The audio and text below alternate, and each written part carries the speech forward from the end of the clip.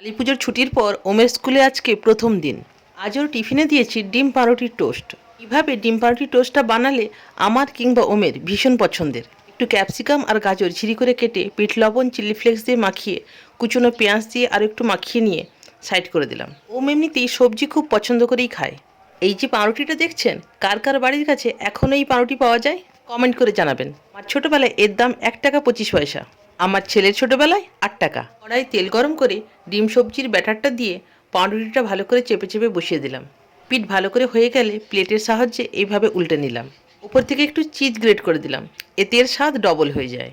যাতে তার খেতে সুবিধা হয় তার জন্য এইভাবে কেটে দিলাম। আমার বন্ধুদের এই টিফিন আইডিয়াটা কেমন লাগলো লাইক কমেন্টের সাহায্যে জানাবেন।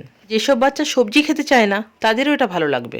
ডিম পাউরুটির টোস্ট সাথে একটু কেচাপ, লাস্টে খালি মুখে খাওয়ার জন্য একটু শমপাপড়ি। আমাদের আজকের টিফিন একদম রেডি, সাথে 1 বোতল জল তো আছেই।